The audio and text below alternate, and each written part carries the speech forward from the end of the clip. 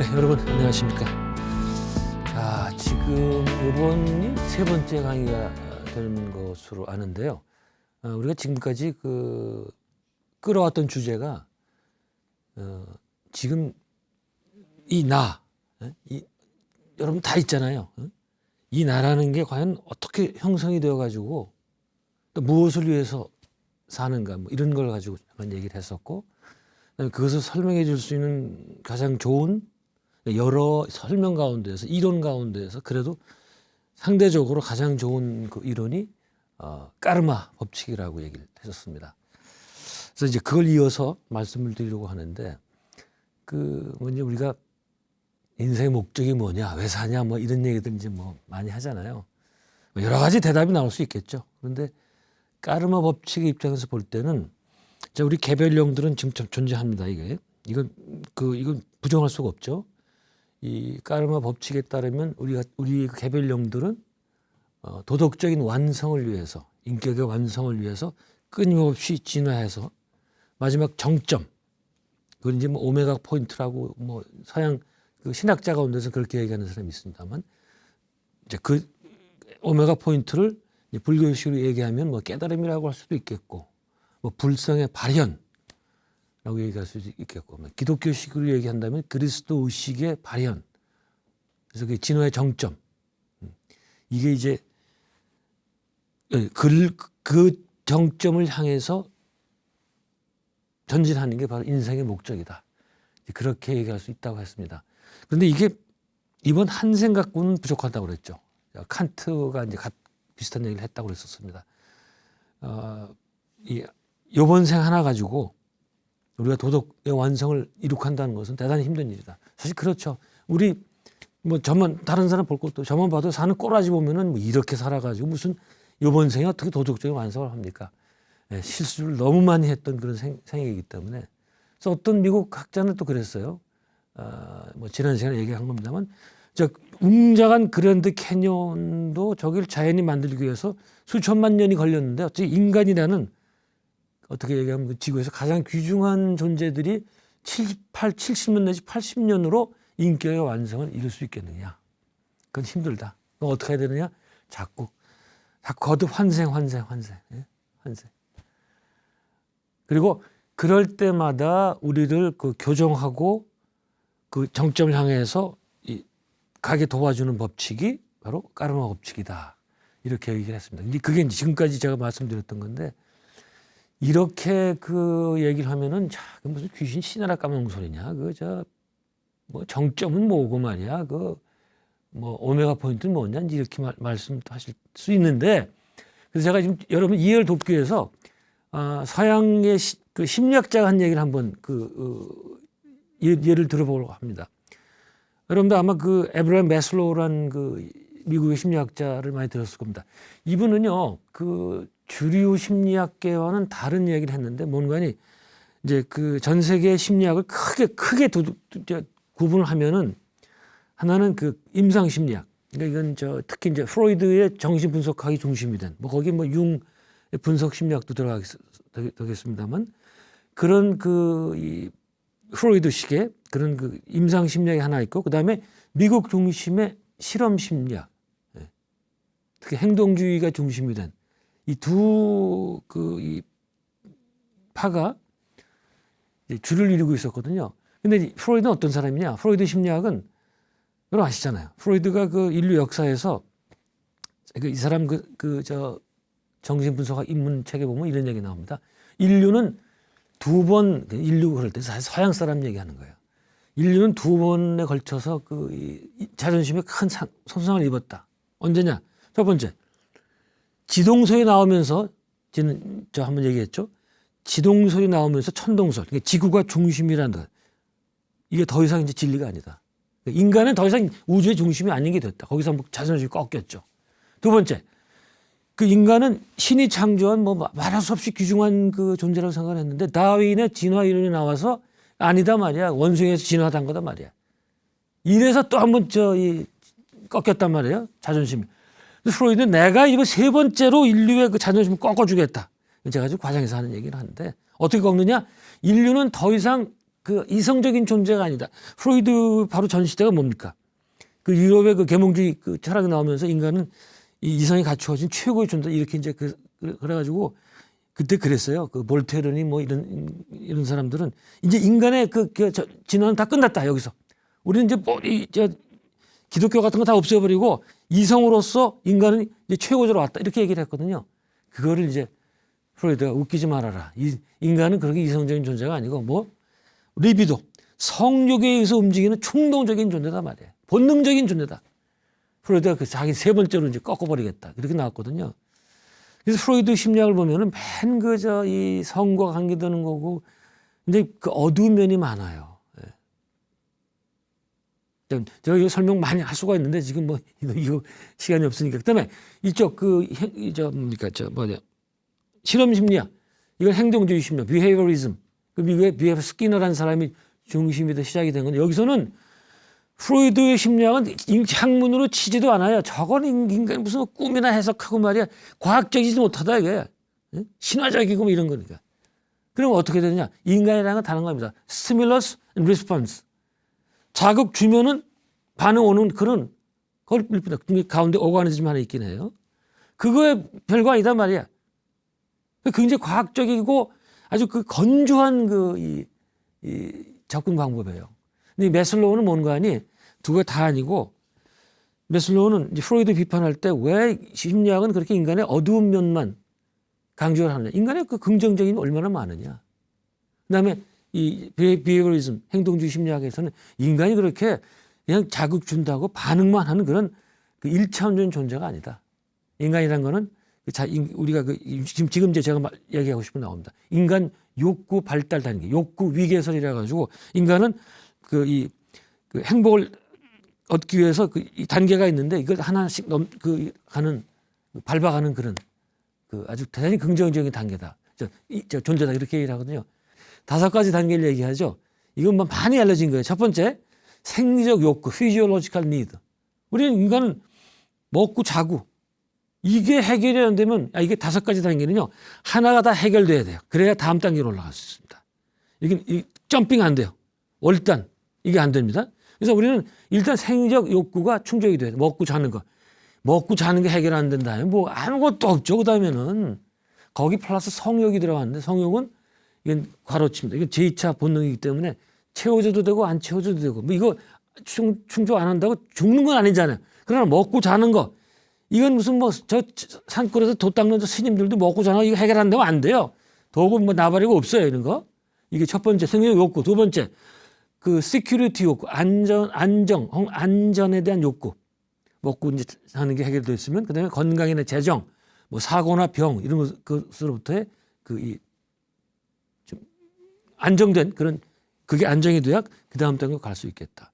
세 번째는 소속 및 애정, belonging or loving. 우리 인간은 이제 사회적인 존재가 돼서 혼자 살 수 없거든요. 그래서 우리는 가족이라면 가족은 가족, 또 그다음에 사회 나오면 뭐 내가 또 학교, 또 직장, 무슨 조직, 뭐 경찰, 검찰 이런 조직 이런 식으로 이 소속을 해야 되고 그다음에 러빙은 인간은 혼자 살 수 없는 존재라서 항상 사랑을 받아야 됩니다. 네. 또 사랑을 받은 사람만이 사랑을 줄 수가 있어요. 이건 참 중요한 문제인데, 네.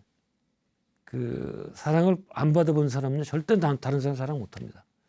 사랑의 역사래요. 네. 자, 나중에 또 얘기하게 되고. 네 번째, 자존의 욕구, 셀프 이스팀. 자기 존중하는 거거든요. 이걸 자존감이라고 그러는데 자존중감. 그 인간이 행복할 때 말이죠. 행복하다고 그럴 때 다른 게 아무리 많아도 이게 없으면 자존감이 없으면 이건 완전히 꽝이에요. 네? 예를 들어서 아무리 권력이 많고 뭐 돈이 많고 재벌 2세고 3세고 말이야. 아무리 이래도 자존감 내가 중요하고 이거 자존감은 뭔가니 자기를 정말로 중요한 존재로 생각하는데 근데 그만큼 남이 중요해요. 네? 그래서 뭐 어떤 사람들은 뭐 남을 깔보면서 자기는 잘났다 이런 사람 있잖아요. 남을 깔본다는 거는요, 자기를 깔보는 거와 똑같은 거예요, 사실은. 네? 그래서 진정한 자존감은 어디서 나오냐? 다른 사람은 나와 똑같이 존중해 줄 때. 그런 거거든요. 근데 그 남을 똑같이 존중하려면 자기가 그런 사랑과 받아야 돼요. 누구한테 받아야 되죠, 그게? 누구한테? 부모죠, 부모. 일단은 부모예요, 부모. 부모의 사랑이 사실 굉장히 중요합니다. 그래서 한 사람의 행복은 말이죠. 어떤 가정에 태어나느냐, 그게 거기서 다 거의 끝나요. 그러면 어떤 부모, 왜 나는 그 부모에 태어나게 되죠? 왜 그럴까요? 까르마입니다, 까르마. 까르마 맞기 때문에 태어나는 거예요. 좋은 부모든 나쁜 부모든. 예? 자기가 좋은 까르마를 줬으면 좋은 부모에 태어나는 거고. 예? 그런 겁니다. 예? 그래서 자존감이 이 네 번째라면 다섯 번째, 여기서 안 끝납니다.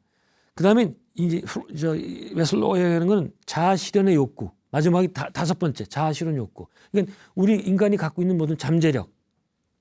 우리는 까르마 이론에도 보면 우리는 누구든지 어떤 한두 면에서는 아주 그 천재 같은 능력을 갖고 있어요. 누구든지 사실은. 네. 바로 그걸 찾아내서 그걸 발현시켜야 된다. 그게 바로 자아 실현 욕구다. 이게 천직이죠, 천직. 네. 아까 이제 말씀드렸지만 이제 그 월단, 이게 단을 뛰어넘을 수는 없겠다. 충분한 자아 존중감을 갖고, 그다음에 그 자기가 진정으로 좋아하는 그 일을 찾아서 자아 실현했다고 하죠. 자, 그런데 여기까지만 알아요, 사람들이. 그러니까 우리는 이런 단계를 거치면서 인격의 완성을 도모하는 거라 그런 말이죠. 그런데 이 메슬로우는 뭐라는 거니?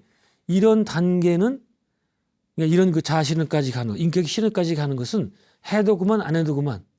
누가 있는 어떤 사람이 들으면 그거 뭐 굳이 뭐 그런 거 해야 되냐 말이야.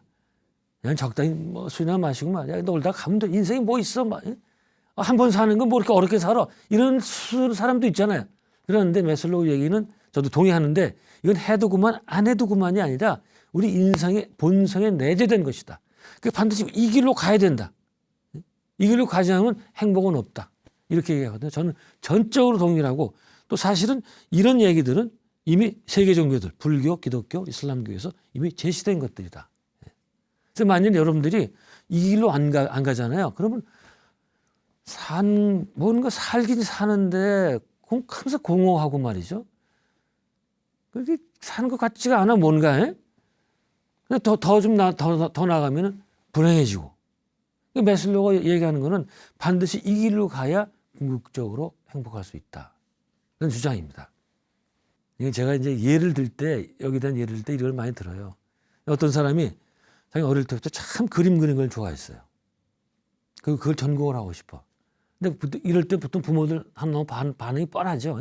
그거 해갖고 환쟁이 해가지고 먹고 못 산단 말이야. 회사 가든지 뭐 시험 공무원이 되든지 말이죠. 이렇게 얘기를 해요. 그러면 우리 어릴 때 뭐 방법이 있어요? 부모가 하는 대로 해야지.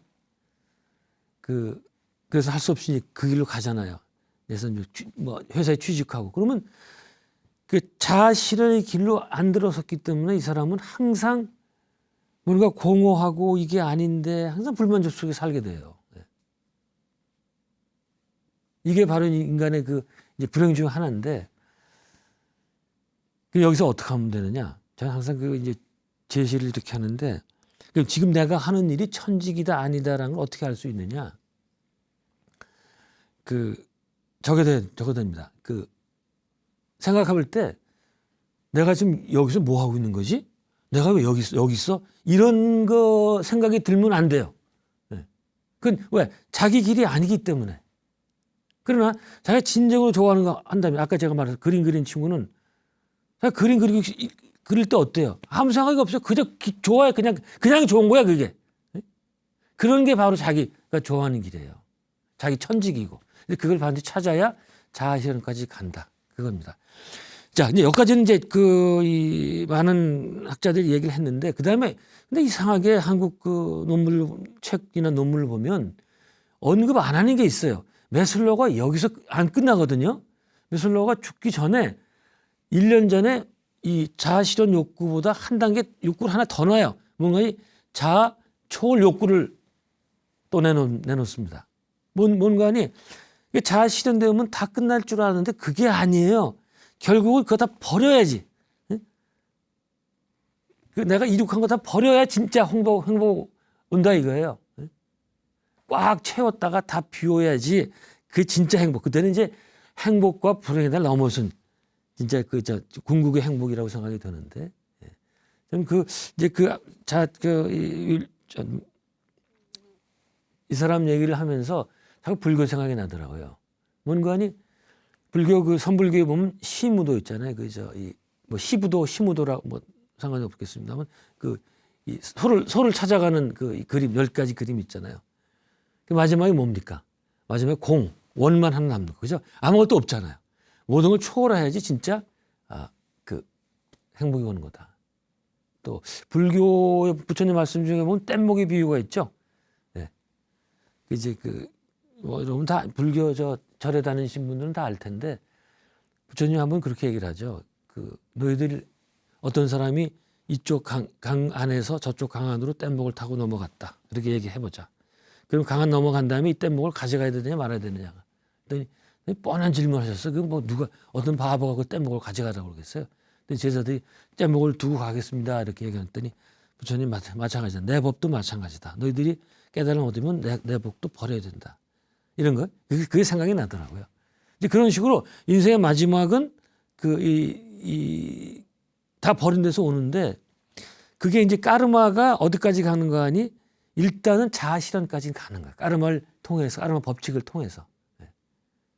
근데 까르마 법칙은 이제 인생 초월까지 가지 않는데 어떻든 까르마 법칙을 통해서 자아 실현까지 천직을 찾아서 가는데 아까 메슬로우 얘기했던 거나 까르마 법칙, 인격의 완성이나 같은 얘기를 한다 이거예요. 그래서 이거는 까르마 법칙에서 얘기하는 거는 동서양이 다 똑같이 얘기하는 그런 보편적인 얘기다. 근데 이제 얘기를 설명하면서 좀 이제 마음이 좀 안 좋은 게 그럼 대부분 우리는 어떠냐? 우리는요, 뭐 저도 마찬가지인데 우리는 자존감 6단계 있잖아요. 4번째 단계. 여기도 잘 못 이뤄요. 오늘 어떻습니까? 대부분 열등감, 혹은 자기에 대한 증오, 또 성, 뭐 제가 그렇거든요. 그것도 가득 차 있어요. 여기서 극복해보겠다고 뭐 절에 가서 뭐 절도 해보고 참선도 해보는데 안 돼요. 계속 남욕하고 싸우고 갈등하고 지금 참 계속 그런 문제 갖고 살더라고요. 그런데 문제는 이런 우리가 이기적인 욕심 이런 문제를 갖고 있는데 이걸 다 풀 때까지 우리는 어떻게 된다? 환생을 거듭해야 된다. 계속 또 내려와야 된단 말이죠. 이거를 근데 그냥 우리가 좀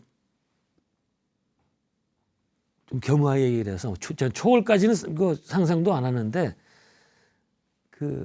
자아 실현 단계까지는 좀 가야지 이 환생 여기 이 지구 학교에 내려오는 거를 그만둘 수 있지 않을까 뭐 그런 생각을 해봅니다. 근데 제가 또 이런 얘기 나와서 또 불교 얘기가 또 생각이 나는데 환생을 안 하는 거. 근데 이제 서양 연구 책에 보면 많이 나오거든요. 환생 안 하는 거. 근데 이게 또 불교에 다 있어요. 불교에 또. 참 불교는 공부해 보면은 서양 이론을 공부해 보잖아요. 뭐 물리학도 좋고, 뭐 서양 종교도 좋고, 서양의 뭐 명상학도 좋고, 다 불교 있더라고요. 이제 제가 많이 얘기한 건데 불교에 이미 이 어떤 법의 수준에 올라가면 다시는 환생 안 해도 되는 사람 이런 사람이 있었죠. 네. 이 사람이 누굽니까? 불교 이제 불교 용어로는 아나함이라고 해서 아나함. 한자로는 불환이라고 그러죠. 네. 아니 불자에다 돌아올 한자. 돌아오지 않는 거예요. 이번 생이 끝나면 이제 안 돌아오는 사람들. 그걸 불교에서는 아나함이라고 그러고. 그다음에 이거 말고 다음 생만 한 생만 더 살면 더 이상 안 와도 되는 사람. 사다함. 사다함은 누굽니까? 신라의 유명한 화랑인데 대가야 정벌 때 공을 세웠던 화랑이죠.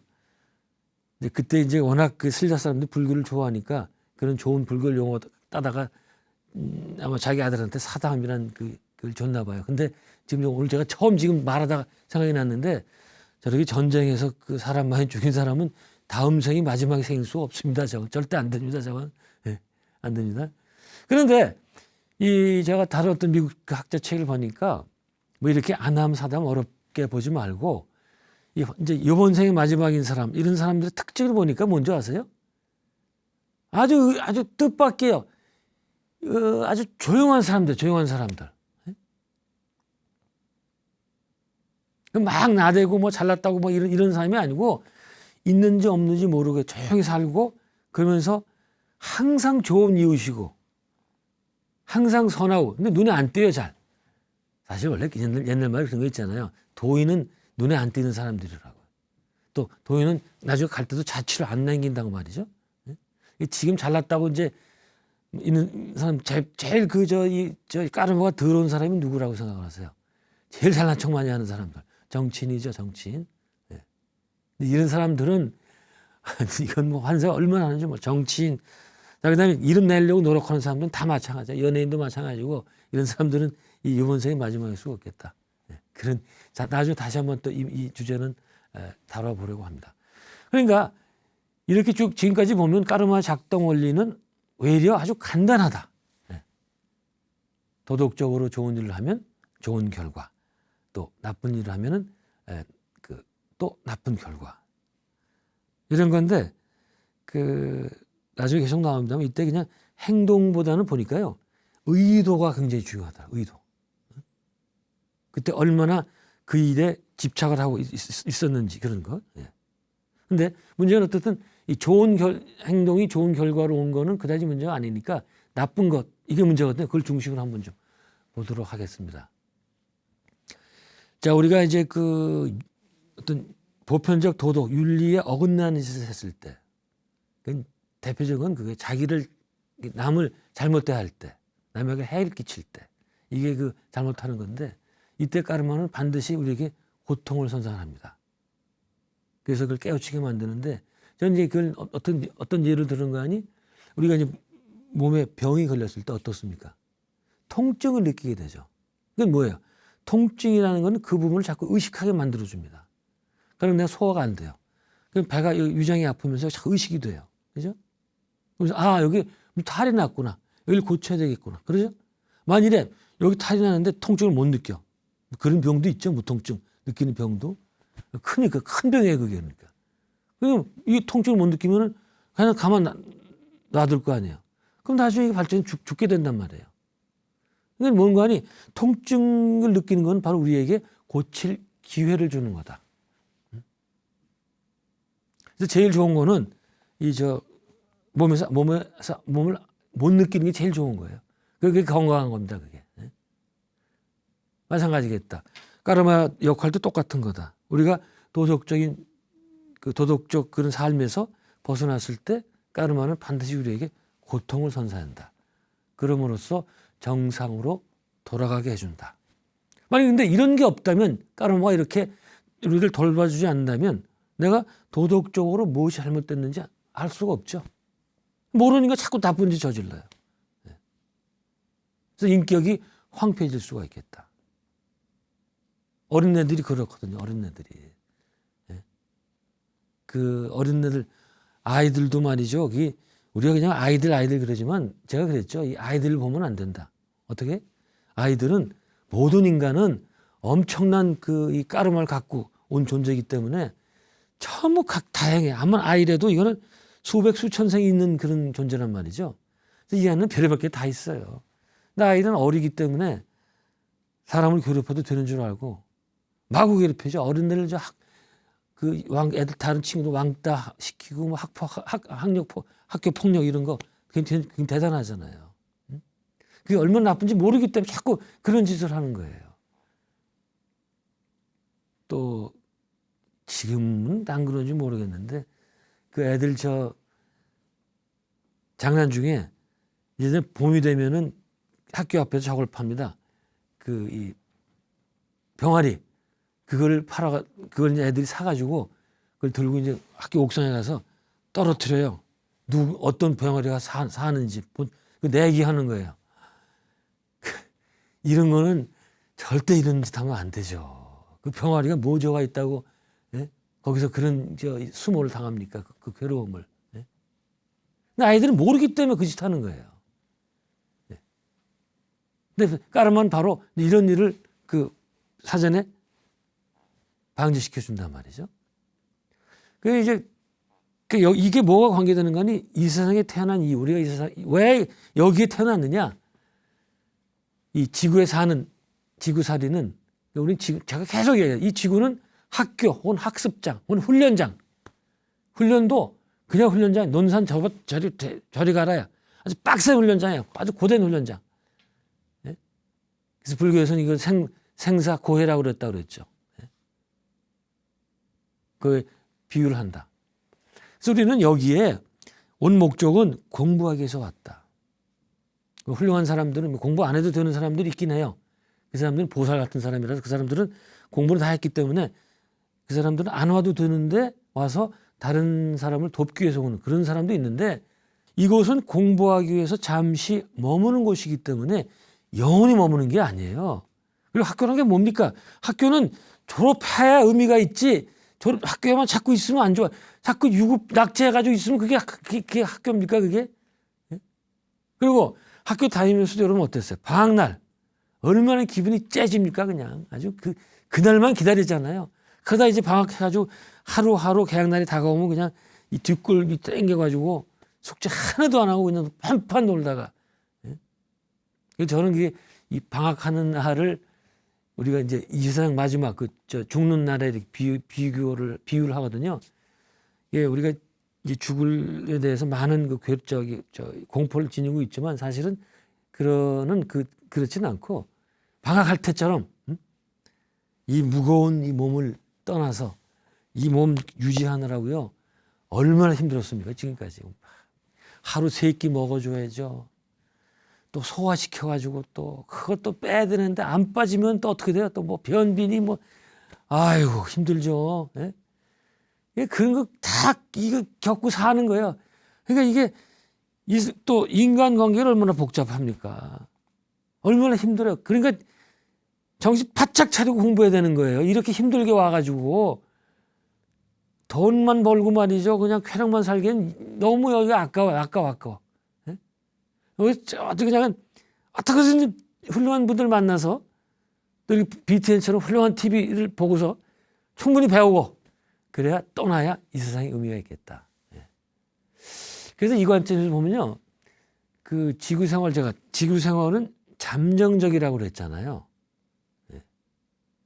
근데 우리는 이 문제가 이 삶만 여기 지구에서 삶만 있다고 생각을 해가지고 여기다 그냥 이제 다 쏟아붓는 게 뭐 아까도 얘기했지만 뭐 삶이 뭐 있어 그냥 뭐 이번 생 하나면 끝이지 뭐 어디로 가기는 뭐 천당도 없고 뭐 윤회도 없고 말이야. 이거 그냥 놀자 그래가지고 여기서 온갖 욕심과 욕정에 빠져 살고 있단 말이야. 돈, 쾌락, 권력만 추구하고 말이죠. 근데 이제 요번 생만 있다고 생각하는 것도 긍정으로 생각해 보면 요번 생에 살 때 최선을 다해서 살자. 네. 그렇게 볼 수도 있어요. 그건 맞습니다. 요번 생 뭐 최선을 다해서 사는데 근데 또 이제 옆으로 좀 빠져볼까요? 이런 얘기를 많이 해요. 만일 전생이 있다면은 왜 우리는 기억을 못하냐? 전생을 전혀 기억을 못하죠. 네. 근데 굉장히 좋은 질문 같은데 여러분 한번 다시 생각해 보세요. 만일 전생을 기억한다면 어떻게 될까요? 네? 전생에서는 지금 내 아내가 내 어머니가 될 수도 있고 내 아들이 내 아버지가 될 수도 있고 이게 막 저거 바꿔가거든요. 그래서 전생을 기억하면은 여기서 사회적 관계가 다 헝클어져 버려요. 네? 그래서 기억하면 안 됩니다. 그 다음에 전생을 기억하게 되면은 지금의 이 생을 등한시하고 자꾸 뭐 전생에 그랬으니까 이런 식으로 전생 탓으로 돌리고서 자기를 이런 생에 올인 안 할 수도 있겠단 말이죠. 그래서 이번 생만 존재한다고 생각할 그런 이 생각을 갖고 전생을 기억할 필요 없겠다. 그 다음에 제일 큰 문제는 이거예요. 제가 계속 말씀드렸죠. 우리는 전생에서 있었던 문제를 못 풀었던 문제를 그대로 갖고 온다. 근데 전생을 기억 못하는 이유는 이번 생에는 새롭게 시도를 해야 되기 때문에. 전생에 시도를 했을 거 아니에요. 근데 안 됐잖아요. 잊어버려야 돼 그거는. 이번 생에는 다 잊어버리고 같은 문제가 닥치게 되면 새롭게 해석해보자 말이야. 이래서 전생을 못 기억을 안 하는 건데 또 여기서 또 이제 미국 학자 책을 보니까 문제가 전생에서 썼던 방법 있잖아요. 실패했던 방법. 그걸 또 가져와서 또 시도한다. 또 시도를 해. 그래서 여러분 한번 생각해 보세요. 각자 그 이제 큰 문제 닥쳤을 때 자꾸 이제 뭐 이런 식으로 해결할까 하고 생각이 들면은 그 아니에요. 이거 전 세계에서 했는데 안 된 거예요. 그러니까 새롭게 한번 생각해 보시면 좋겠습니다. 자, 이제 이런 관점인데 그 제가 이번 이제 강의를 준비하다가 불교에서 말하는 중유라는 용어 있잖아요. 불교에서는 뭐라는 거니? 이번 생이 끝나고 다음 생이 시작되잖아요. 여기 이걸 중음계라고 그러죠. 중음계. 이쪽 육체적인 생이 양이라면 요건 음계고 중간에 있는 이 중음계 혹은 중유라고 그러죠. 그렇게 얘기를 하거든요. 근데 저는 이전에 불교 공부할 때는 당연하다고 생각을 했는데 지금 보니까 이거 반대로 돼야 되는 거 아니냐. 왜냐? 지구상에서의 삶이라는 게 이게 중유가 아니겠는가. 왜? 여기는 잠정적으로 오는 거예요. 여기는. 그러니까 잘못 생각하면 이 지구에서의 삶이 여기가 지구가 베이스 캠프라고 생각하기 쉬운데 사실은 아니다.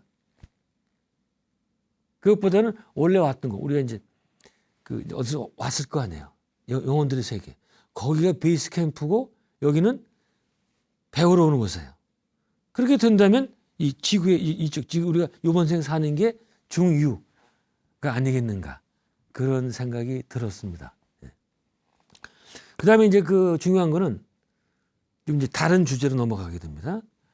자, 이런 까르마 법칙에 대해서 제가 쭉 설명을 했는데 이게 참 별로 현대 들어와서 이 환영을 받지 못했어요. 특히 이제 과학적인 사고를 가진 사람들한테는 웬 귀신 신 하나 까먹는 소리냐. 무슨 인생이 무슨 환생을 하고 윤회를 해. 말도 안 되는 소리다. 비과학적이다 말이죠. 그렇게 얘기를 했는데 난데없이 서양에서 이 법칙이 연구되면서 다시 동양으로 돌아왔어요. 왜?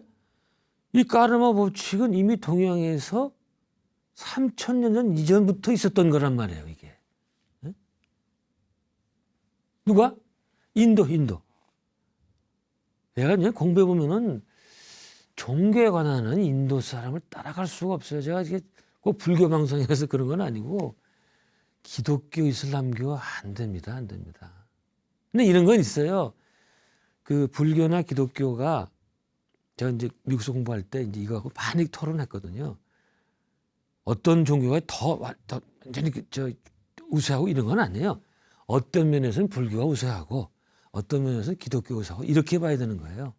근데 이런 교리적인 면 있잖아요. 뭐 까르마라든가 또 뭐 깨달음 이 여러 가지 이런 유식학 이런 것들은 이런 그 면에서는 불교가 단연 앞섭니다. 근데 이쪽 기독교적 입장에서 보면은 불교 여러분들 우리 그때 공부할 때 블랭크 포인트 이게 구멍 불교 구멍이 뭐냐? 기독교적 입장에서 볼 때 뭐라고 생각하세요? 사회적 정의, social justice. 이거 불교가 그냥 군형이 뚫렸다고 그렇게 얘기를 합니다. 왜? 불교는 너무나 이 내면이 진짜 침잠해서 이게 여길 도대체 이 문명을 어떻게 극복을 하고 깨닫는지 여기 빠져가지고 사회가 어떻게 돌아가는 생각을 할 수가 없어요. 네? 그렇잖아요. 부처님하고 예수님 비교해 보세요. 예수가 굉장히 독특한 성인인데 부처는 어땠습니까? 이 양반은 저작거리로 들어오지 않아요. 항상 동네 근처에 살았죠. 와서 이제 탁발하고 돌아가고 말이죠. 그러니까 이 중생들 세계에 직접 들어오지는 않았습니다. 근데 예수는 어땠어요? 직접 들어왔어요. 그래서 창녀와 세리의 친구라고 그런 말이죠. 실 옆에 맨날 그런 사람들 있었어요. 정말 일반 중생들, 민중들. 그리고 유대교 또 기독교 전통은 예언자 전통이란 말이에요. 항상 잘못 정치하는 이들에게 조언을 하고 조언이 아니죠. 그냥 막 대놓고 비판을 하죠. 그래서 요한 사도 세례자 요한도 이제 죽지 않습니까? 예수도 그래서 죽었고. 그래서 기독교 같은 경우에는 소셜 저스티스가 굉장히 발전된 종교다. 그래서 한국의 민주화운동도 기독교에서 처음 시작을 하거든요. 불교에서는 아무도 안 하고 있을 때예요. 근데 그런 겁니다. 서로 달라요. 네. 자, 그건 이제 그렇고 또 이게 또 옆길 가기로 빠졌네요, 이게. 자, 근데 그 인도 사람들은 보는 거 아니? 그 관조, 내면, 이 내성하는 거, 인트로스펙션, 깊은 명상 속에 들어가는 건 이거는 전 세계 다른 민족은 당해낼 수가 없어요. 그냥 인도의 그 천재 같은 인도인들이 집단적으로 내면 인트로스펙트 하게 되니까 다른 민족들이 발견하지 못한 우리 그 의식을 지배하는 법칙, 예? 이거를 까르마 법칙을 발견하게 된 거예요. 그 다른 민족들 보세요. 그 다른 그 종교적인 민족들 보세요. 이집트 종교는 그렇게 그 상위가 아닙니다. 별로 상위가 아니에요. 그 쭉 이제 그 그림 같은 거 보면은 거기 뭐 죽음에 대한 거 그 있잖아요. 이 죽음의 신이 죽은 자가 오면은 뭐 심장을 꺼내서 깃털하고 무게를 재고 뭐 이런 거 있잖아요. 그런 게 초기 단계다. 그다음에 중근동, 그러니까 유대교, 기독교, 이슬람교 여기도 그렇고, 그리스 로마도 그렇고, 중국도 마찬가지고. 이게 지금 제가 말씀드렸던 것은 전부 이제 그 인류 4대 문명 질 얘기를 하거든요. 뭐 거기 뭐 아틀란티스 대륙이 들어가는 경우도 있는데 뭐 아틀란티스 대륙은 모르겠어요. 이게 진짜 있는 건지 없는 건지. 어떻든 이런 이집트 뭐 중근동, 그리스 로마, 중국 사람들 이런 민족 가운데서 인도 사람처럼 깊게 명상한 민족이 없습니다. 사실 그 중에 가장 그 현세적 주의적인 민족은 중국 사람들이에요. 중국 사람들. 중국은요, 굉장히 뭐 현세주의적이기도 하고 물질 중심적이기도 하고, 중국은 말이죠. 불교가 들어오기 전에 AD 1세기, AD란 말 쓰면 안 되는데 사실 제가 이거 기원 후 기원 전 쓰면 안 되거든요. 특정 종교의 교주를 기준으로 시간 나누는 거 기원 전 기원 후가 안 되는데, 사실은 종교학에서는 BCE, ACE, Before Common Era, After Common Era 이런 식으로 우리 한국어로 번역이 아직 안 돼가지고, 자, 중국 사람들은요 불교가 들어오기 전까지 AD 1세기 들어오기 전까지 뭐 인간의 영혼이라든가 뭐 사후세계, 뭐 보살, 뭐 자비 이런 개념이 없었어요. 사실 굉장히 큰 주제거든요. 이 중국 사람들이 갖고 있던 그 불교가 들어왔을 때 중국 사람들이 깜짝 놀랐습니다. 어떻게 세상에 이런 가르침이 있는가, 인간의 가르침이. 근데 여러분들, 저는 사실 이런 강의를 하고 싶은데, 불교는 말이죠, 중국인들이 받아들인 유일한 외래 사조예요. 그걸 아셔야 돼. 네?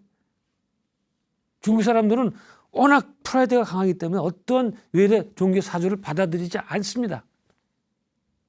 근데 불교만 받아들이고, 그래서 자기 전통이 유불선, 이렇게, 유불도, 이렇게 하게 된 거예요. 그게 한국으로 그대로 넘어왔고. 그 다음에 이 서양인 백인들을 뚫은 유일한 종교가 바로 불교입니다. 불교, 선불교. 예? 아셨죠? 중국을 뚫은 종교가 불교고, 서양에도 많은 종교가 가 있지만 백인들이 그렇게 허심탄회하게 믿은 종교는 불교, 선불교밖에 없어요. 그래서 불교가 대단한 거예요, 그게. 이게 사실 지금 굉장히 줄여서 얘기하는 건데, 어떻든 자, 중국은 그렇고, 아까 얘기했던 뭐 이집트, 뭐 그리스, 로마, 뭐 유대교, 그게 다 뭐 유신론 종교, 유신론. 신을 믿는 종교단 말이죠. 신이란 게 뭡니까? 신은 밖에 있어요. 아무리 안에 있다고 해도 밖에 있어요. 맨날 밖에만 쳐다보는 거예요. 자기 우리 내면 인간의 의식을 깊게 관조하는 그런 게 없어요. 저쪽 보니까 인간은 뭐예요? 여기는 어두워. 그렇죠? 어둡고 죄만 보여. 네. 그러니까 기독교의 기본 교리가 뭡니까? 인간은 죄인이다 말이죠. 나중에 또 나올 거예요. 이게. 불교하고는 정말 완전히 배척되죠. 불교는 인간은 다 부처님 깨달을 수 있는 그런 가능성을 갖고 있는 존재인데, 기독교는 인간은 죄인이라고 그러고. 저는 이것 때문에 대학교 다닐 때 70년대에 굉장히 고민 많이 했어요. 왜 그런가 하니, 기독교에서는 신이 있다고 그러지. 불교에서는 없다고 그러지. 기독교에서 인간은 죄인이래지. 불교에서는 부처님이라고 그러지. 뭐가 맞냐? 이게 뭐가 도대체. 두 개 다 세계를 대표하는 종교인데 하나가 맞으면 하나 틀릴 거 아니에요. 그럼 하나는 다 허망된 거 아닙니까? 그래서 제 방에다가 한쪽에 십자가 걸어놓고 한쪽에 석고랑 부처님 걸어놓고 맨날 쳐다봐서 저게 누가 맞는 거냐고 말이죠. 근데 그때는 제가 공부 많이 한 때가 아니니까 그냥 대충 넘어가는. 지금은 내가 대충 알아요. 왜 서로 배척되는 게 아닌지. 예. 그 나중에 말씀드리기로 하고 지금 다 말씀드리면 또 이 방송에서 안 불러요 또. 예. 거기까지 말씀드리고 자 그래서 인도는 벌써 3,000여 년 이전에 요가라는 최고의 명상 수행 시스템을 개발을 했습니다. 그게 이 베다 마지막 부분을 내오고 그다음에 그게 우파니샤드 철학이고 그다음에 불교로 전달이 되죠. 그리고 요가 수트라는 말이죠. 요가를 정리한 수트라가 아시죠, 여러분? 요가 수트라. 그건 기원전 한 2세기 정도의 파탄잘리라는 사람이 집대성에서 나오죠. 이미 그러니까 그때 그 인간의 내면 요가 시스템이라는 것은 제가 그때 공부해 보니까 세계의 그 수련 체제 가운데서 가장 정교한 인간이 만든 것 가운데서 인간이 만든 명상 체제 가운데서 가장 과학적이고 합리적이고 심오한 체계다. 근데 바로 이제 이 까르마 법칙이라는 것 이런 것들이 인도에 있었던 요가 시스템, BC 2, 3세기 3,000년 전에 있었던 시스템 거기에서 이제 발전된 거다. 그래서 사실은 진리다 이렇게 얘기할 수 있다. 인도에는 뭐 어떤 게 있는 하면요. 그러니까 제가 이 말씀 여기 말씀만 듣고 끝나는데, 그러니까 그 카르마 시스템이 저 법칙이 함부로 틀렸다고 부정할 수가 없겠다. 왜? 인도에서는 얘기했습니다. 어떤 명제가 참이라고 얘기할 때 스승이 말하면 참이 돼. 스승이 말하면. 왜 스승이 말하면 참이냐. 이건 이제 또 굉장히 재미난 얘기해서 제가 다음 시간에 말씀드리기로 하고. 어떤 이런 이 굉장한 이 수행 체계 안에서 인도의 최고의 천재가 발견한 게 바로 까르마 법칙이다. 여러분들께서 그냥 받아들이셔도 전혀 문제가 없으니까 받아들이시고 그다음에 같이 어떤 내용이 있는지 또 계속 한번 공부해 나갔으면 좋겠습니다. 여러분 여기까지입니다. 고맙습니다.